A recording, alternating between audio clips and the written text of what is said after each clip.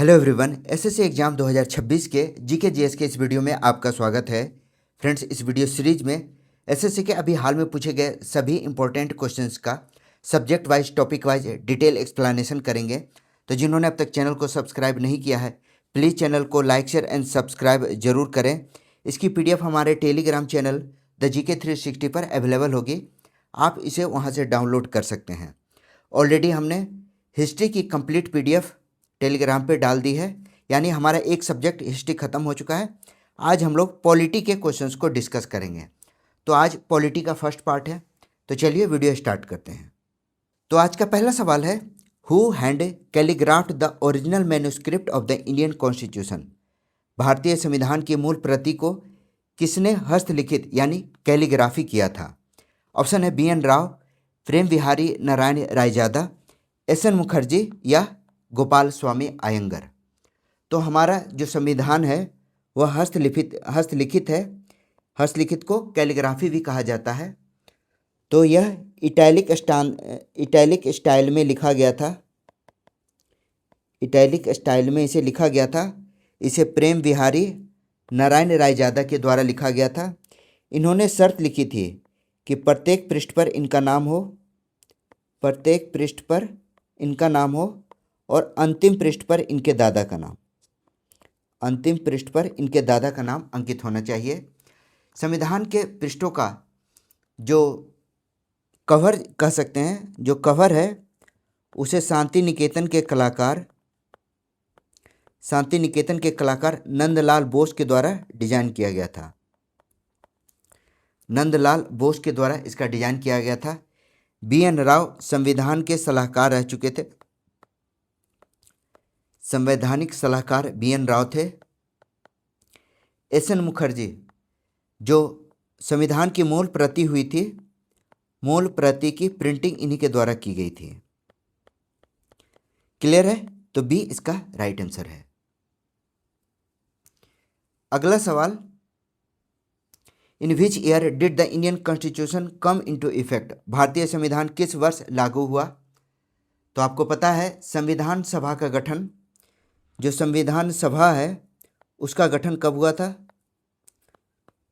1946 में।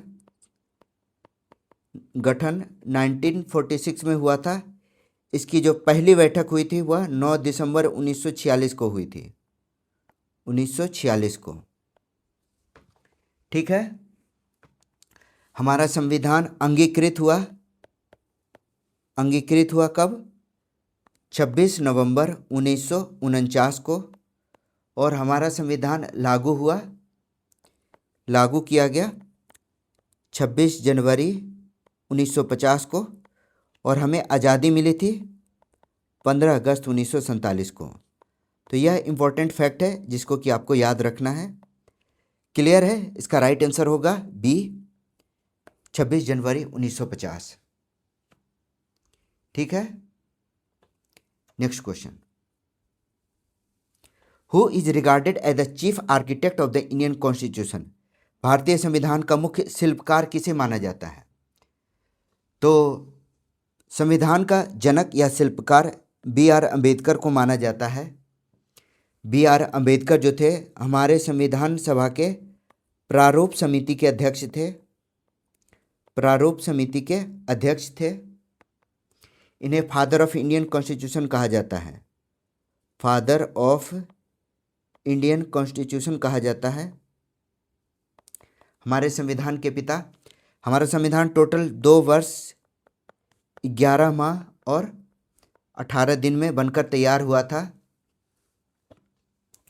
राजेंद्र प्रसाद जो थे संविधान सभा के, राजेंद्र प्रसाद संविधान सभा के अध्यक्ष थे, अस्थायी अध्यक्ष, संविधान सभा के अस्थायी अध्यक्ष थे। क्लियर है? तो राइट आंसर क्या हो गया? BR अम्बेडकर, यानी C इसका राइट आंसर है। अगला सवाल, who was the chairman of the drafting committee of the constitution assembly. संविधान सभा के प्रारूप समिति के अध्यक्ष कौन थे? अभी अभी हम लोगों ने पढ़ा कि प्रारूप समिति के अध्यक्ष BR अम्बेडकर थे। डॉक्टर राजेंद्र प्रसाद संविधान सभा के अस्थायी अध्यक्ष बने थे। तो ए इसका राइट आंसर है। Which of the following is correctly match with their leadership role in the constituent assembly. निम्नलिखित में कौन सा संविधान सभा में उनके नेतृत्व भूमिका के साथ सही मेल है। पहला है जीवी मावलंकर, संविधान सभा के कार्यों की समिति के अध्यक्ष। तो जीवी मावलंकर क्या थे? क्वेश्चन में कहा गया सही मेल है, बिल्कुल सही है। जो कार्य समिति के अध्यक्ष थे वो जीवी मावलंकर हैं। तो पहला ही राइट आंसर है। देखते हैं second option. Doctor B R Ambedkar सभा के कार्यों की समिति के प्रमुख। बी आर अम्बेडकर मैंने पहले ही बताया था प्रारूप समिति के अध्यक्ष थे। बी आर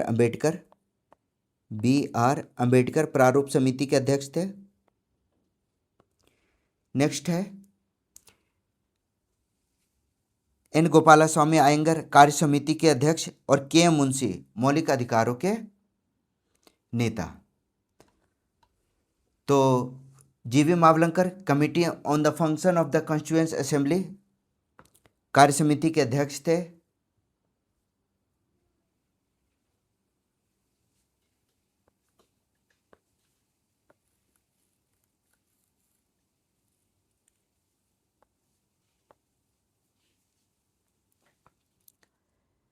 नेक्स्ट क्वेश्चन है which of the following is correctly match with their leadership role in the constituent assembly. निम्नलिखित में से कौन संविधान सभा में उनकी नेतृत्व भूमिका के साथ सही मेल है। पहला है जीवी Mavalankar, chairman of the committee on the function of the constituent assembly. जीवी मावलंकर संविधान सभा के कार्यों के समिति के अध्यक्ष थे। तो पहला ही सही है। कार्य समिति के अध्यक्ष जीवी मावलंकर थे। पटेल जो थे, पटेल सरदार वल्लभ भाई पटेल, वह advisory committee on fundamental rights, advisory committee on fundamental rights के चेयरमैन थे। फंडामेंटल राइट्स के चेयरमैन थे। अंबेडकर ड्राफ्टिंग कमेटी के, अंबेडकर ड्राफ्टिंग या प्रारूप समिति के अध्यक्ष, जो भी कह सकते हैं।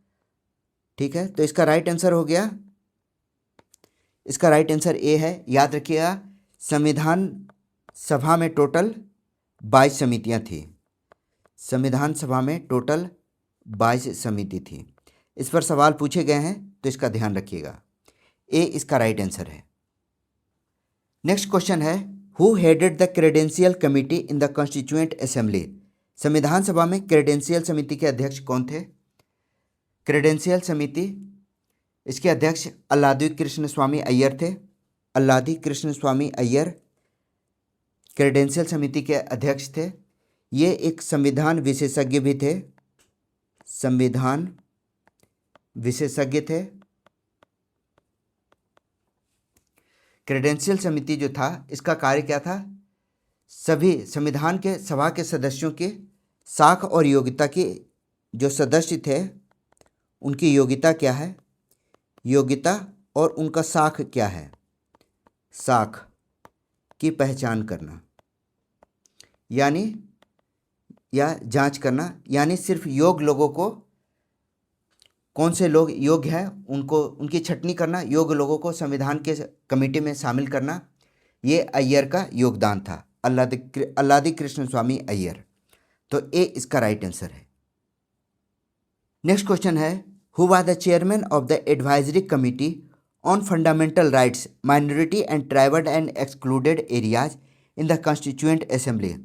संविधान सभा में मौलिक अधिकार, अल्पसंख्यक और जनजातीय एवं बहिष्कृत क्षेत्रों पर सलाहकार समिति के अध्यक्ष कौन थे।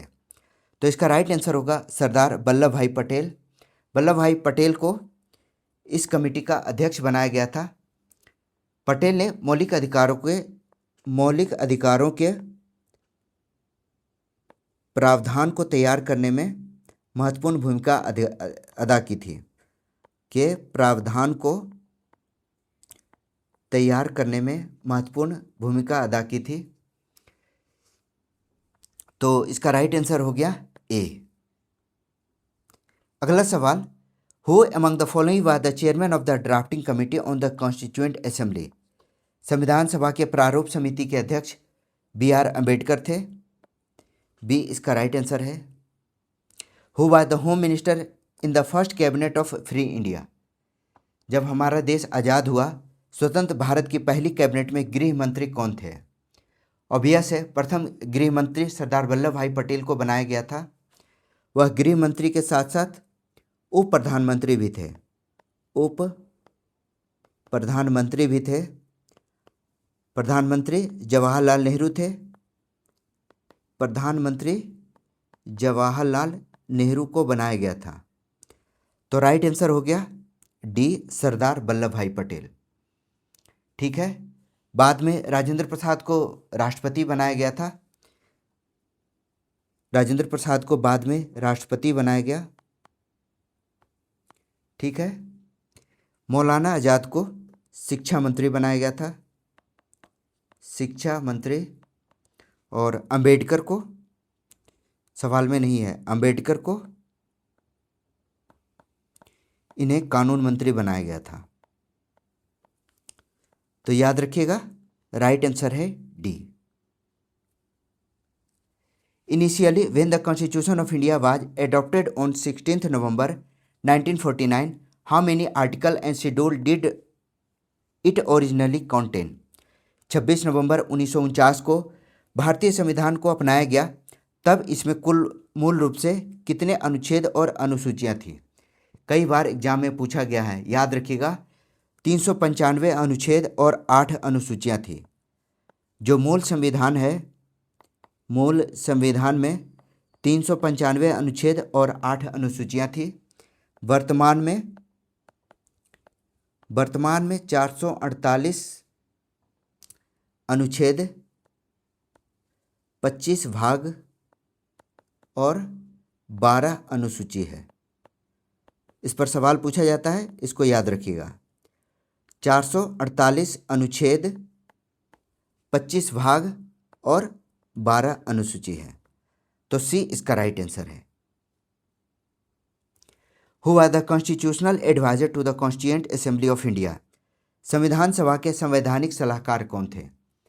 हमने पहले भी बता रखा है, संवैधानिक सलाहकार B.N. राव को बनाया गया था। B.N. राव का शायद ही कोई फुल फॉर्म जानता होगा। इनका फुल फॉर्म नाम था सर बेनेगल नरसिंह राव। बेनेगल नरसिंह राव, जो कि संविधान सभा के संवैधानिक सलाहकार थे। उन्होंने विभिन्न देशों के संविधान का अध्ययन किया और उसके बाद अपने संविधान का मसौदा तैयार किया था। ठीक है। तो राइट आंसर हो गया A. Which of the following pair is correctly match with respect to the schedule of the Indian Constitution. निम्नलिखित में से कौन सा जोड़ा भारतीय संविधान की अनुसूची के संदर्भ में सही मेल खाता है? तो सीधा क्वेश्चन पे आते हैं। 11वीं अनुसूची जो है, जिसमें पंचायतों के अधिकार और जिम्मेदारियां वर्णित किया गया है, तो यह सही मेल है। 73वें संविधान संशोधन 1992 में पंचायती राज को जोड़ा गया था। पंचायत के अधिकार और जिम्मेदारियों को जोड़ा गया था। इसमें कुल 29 विषय थे। ठीक है। 12वीं अनुसूची में राष्ट्रपति उपराष्ट्रपति का चुनाव नहीं था, बल्कि नगर पालिका का उल्लेख था। नगर पालिका के अंतर्गत टोटल 18 विषय थे।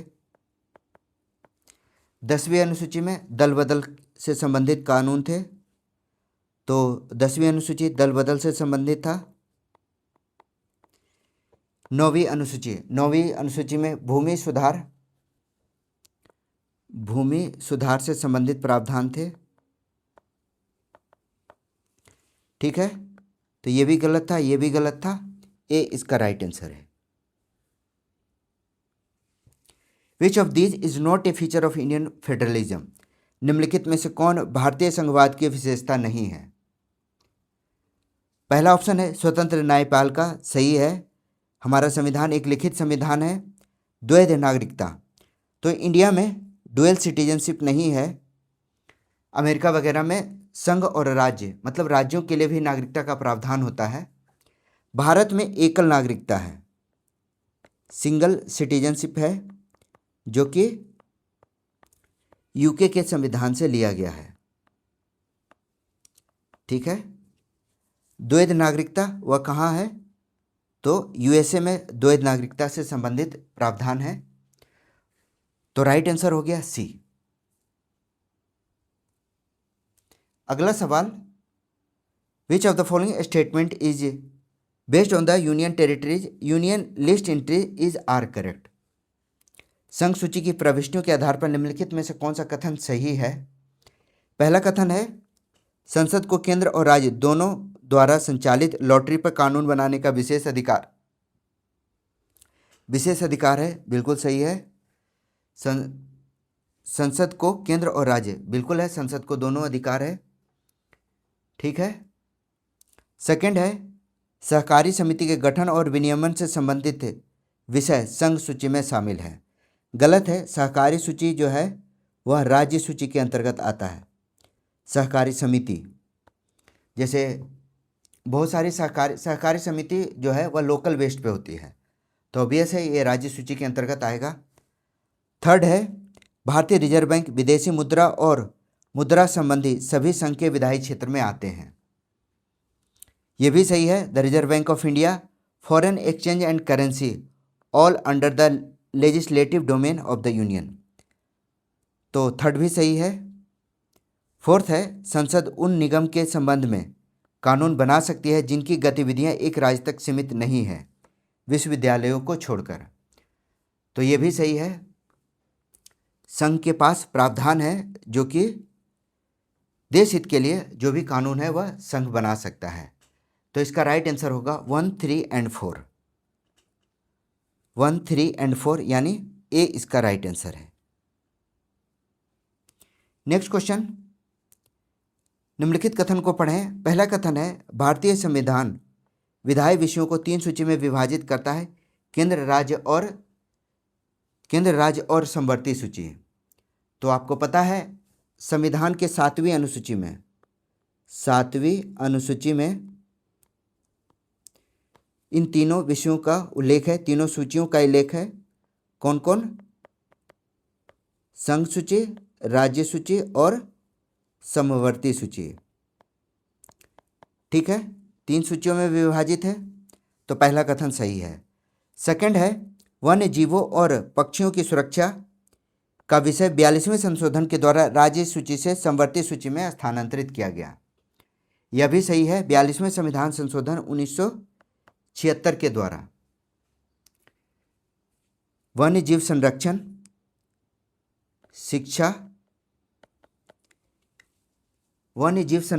शिक्षा आदि को राज्य सूची से समवर्ती सूची में स्थानांतरित किया गया, तो दूसरा स्टेटमेंट भी सही है। तीसरा है, केवल भारतीय संसद ही समवर्ती सूची के विषयों पर कानून बना सकती है, तो समवर्ती सूची पर जो कानून है वह केंद्र और राज्य दोनों बना सकते हैं, केंद्र और राज्य दोनों बना सकते हैं, तो थर्ड सेंटेंस गलत है। इसका राइट आंसर होगा ओनली 1 एंड 2, डी इसका राइट आंसर है। Which of the following northeastern states has areas governed under the 6th schedule? निम्नलिखित में से किस उत्तर पूर्वी राज्य के क्षेत्र 6ठी अनुसूची के अंतर्गत आते हैं? तो 6ठी अनुसूची जो कि जनजातीय क्षेत्रों के प्रशासन से संबंधित है, इसके अंतर्गत असम, मेघालय,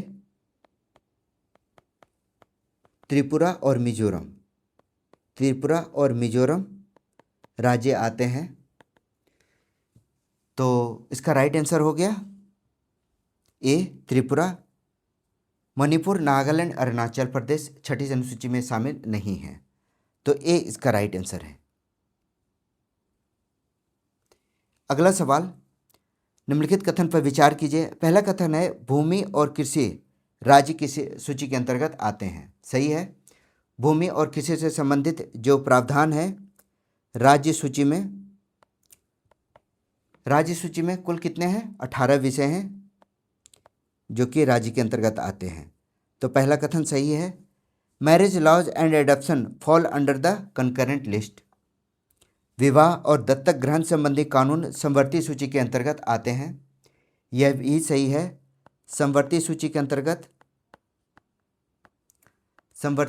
अंतर्गत 5 ऐसे एंट्रीज हैं, 5 ऐसे विषय हैं जिस पर दोनों कानून बना सकते हैं। दोनों कौन? संघ और राज्य दोनों। ठीक है, तो दूसरा कथन भी सही है। इसका राइट आंसर होगा 1 और 2, दोनों कथन सही है। सी इसका राइट आंसर है।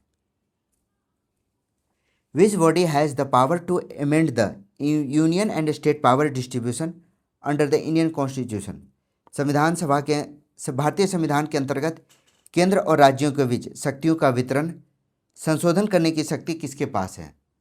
जो शक्ति का वितरण है संघ और राज्यों के बीच, इसमें संशोधन सिर्फ और सिर्फ संसद के द्वारा किया जा सकता है। ठीक है, ऐसे संशोधन करने के लिए राज्यों का जो समर्थन है वह भी लेना पड़ता है। यानी संसद के विशेष संविधान के अनुच्छेद 368 में संसद के विशेष बहुमत और आधे से अधिक राज्यों से सहमति लेना आवश्यक होगा। तो डी इसका राइट आंसर है।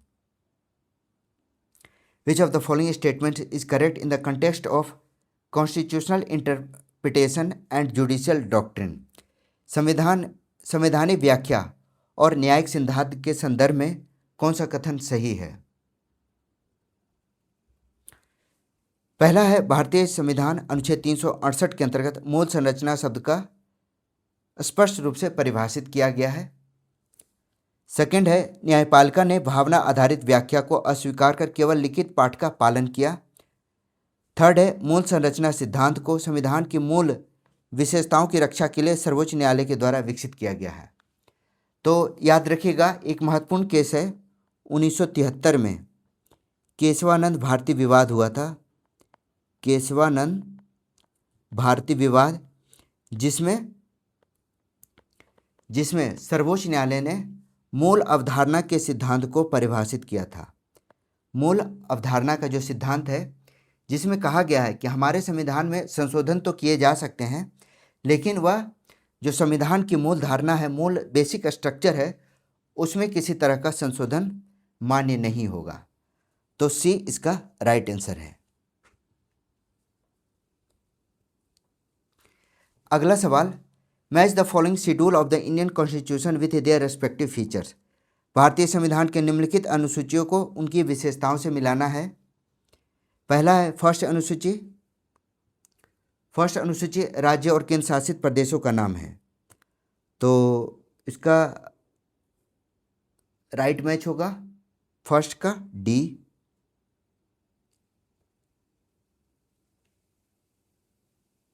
अच्छा, ऑलरेडी मैच है, याद रखिएगा, ऑलरेडी मैच है। प्रथम अनुसूची में राज्य और केंद्र शासित प्रदेशों का नाम।